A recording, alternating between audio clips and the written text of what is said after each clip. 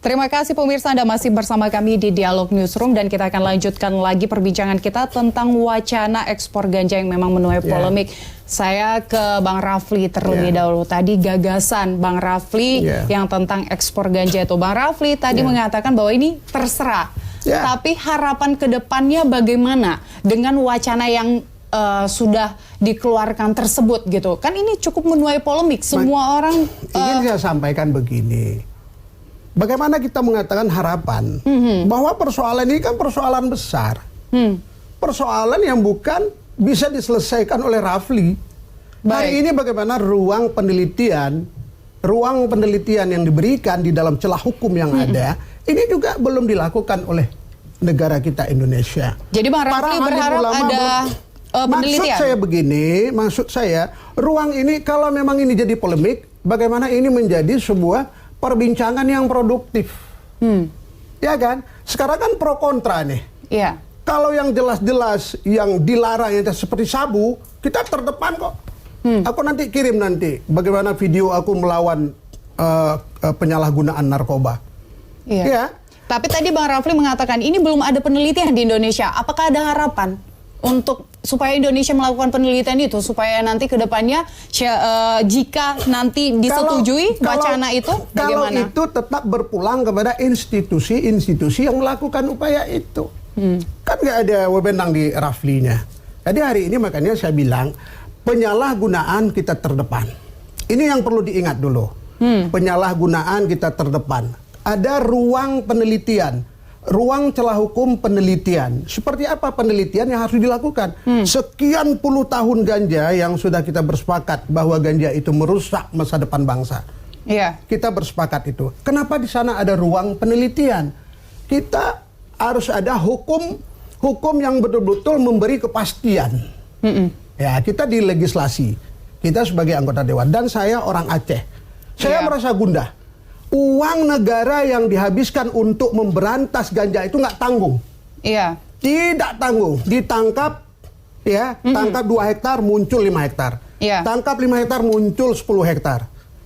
Ini seperti gelinding yang tidak pernah usai. Ini tanggung jawab. Saya sebagai anggota DPR RI, wabil khusus untuk Aceh, saya merasa gundah. Saya merasa gundah sangat sekali. Jadi oleh sebab itu, beriring waktu yang seperti ini, saya melihat kenapa negara-negara luar, dunia kedokteran, dunia medis ini belum membuka bagaimana ketergantungannya juga akan ekstrak ganja yang menjadi untuk kebutuhan obat. Baik. Oleh sebab itu, di sini penekanan saya adalah, pertama saya minta maaf sebesar-besarnya, ya. Apalagi kami Partai PKS terdepan untuk melakukan upaya penyalahgunaan ganja dan narkotika dengan jenis-jenis lainnya. Iya. Makanya saya langsung cabut pernyataan itu, saya bermohon maaf. Baik. Bermohon maaf. Kemudian menggelinding ini. Kemudian masyarakat kan tidak hanya serta-merta terdiam. Masyarakat akan melihat mana sisi-sisi apa sebenarnya di sini. Para ilmuwan seperti para profesor yang ada di Aceh, sudah mengatakan bagaimana kita menghargai kredibilitas, legitimasi para ilmuwan. Oleh sebab itu ini harus ada kajian secara komprehensif. Ya, baik Bang Rafli, ke Pak tidak Pujo boleh dulu. dipolemik. Ya. Pak Pujo bagaimana tanggapannya? Tadi Bang Rafli bilang belum ada penelitian seperti itu. Apakah memang perlu ada penelitian? Sebetulnya begini, penelitian itu sudah ribuan, seluruh dunia ya. Bahkan mungkin sejak zaman kuno sudah dilakukan penelitian gitu kan oleh para orang-orang cerdas zamannya masing-masing. Tetapi zaman modern di mana sudah ada literasi, sudah ada hasil penelitian, sudah bisa dibukukan, cukup banyak, mungkin ribuan bisa kita kumpulkan dan kita bisa berikan Bang Rafli Kandim untuk dikumpulkan, untuk dibaca. Saya punya juga.